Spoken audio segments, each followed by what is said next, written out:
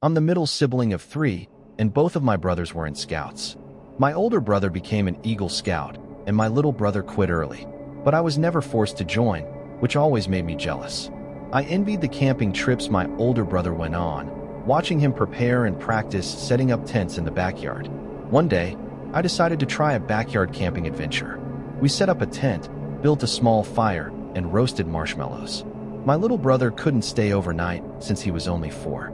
As night fell, I tried to sleep in the tent, but I couldn't.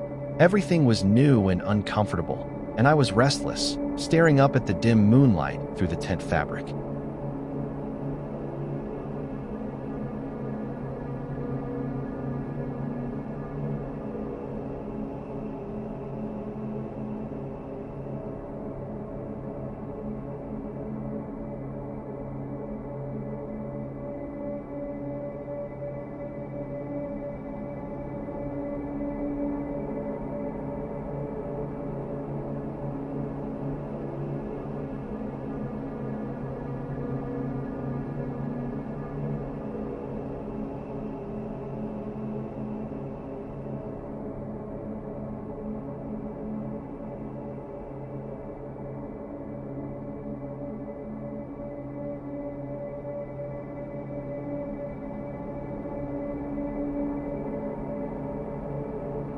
In the middle of the night, I woke up to find my brother gone. I nervously peeked outside the tent and saw a grown man sitting by the fire pit, staring at the tent.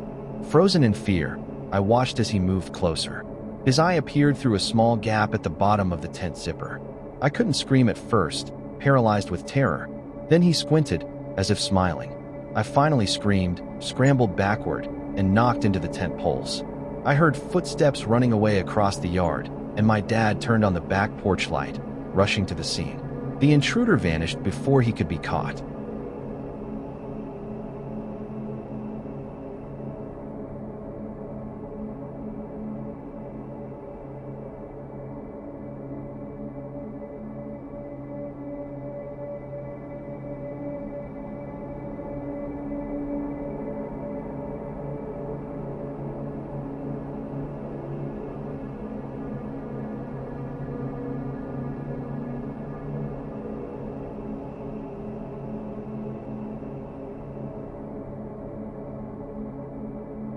Weeks later, at my Catholic school during lunch recess, I saw a man standing outside the fence.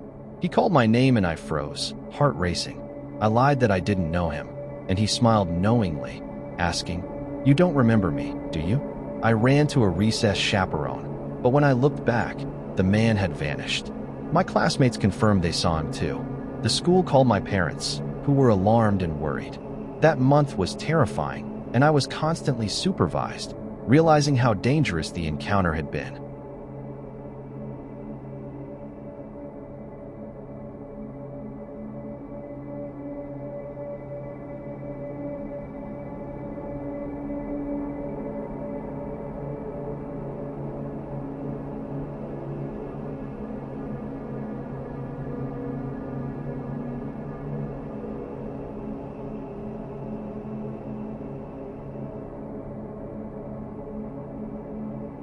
I found a Facebook marketplace listing for furniture and a mountain bike. The seller gave me a time to pick up the items. The property was massive, overlooking the ocean. When I arrived, a post-it note directed me to the back door. As I waited, I explored the backyard and cliffside view. Suddenly, every window had a person standing motionless, staring at me, smiling eerily. Panicked, I ran to my car and drove away, seeing a man on the front porch watching me. I later learned the real homeowner hadn't been there, confirming this was a complete setup or trap.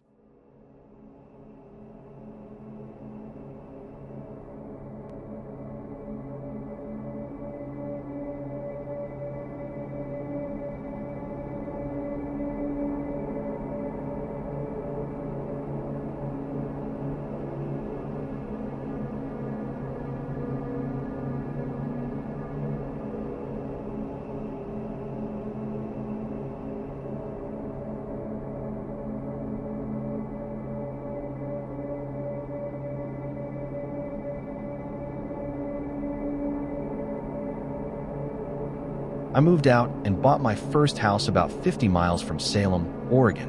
One summer weekend, my parents were away, so I decided to host a mini pool party in the backyard.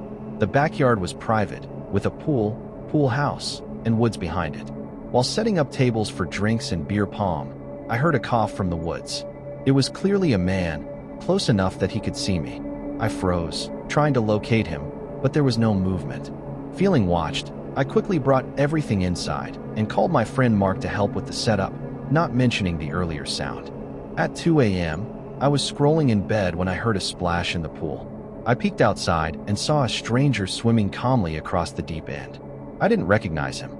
The pool lights illuminated his face just enough to see he was not anyone I knew.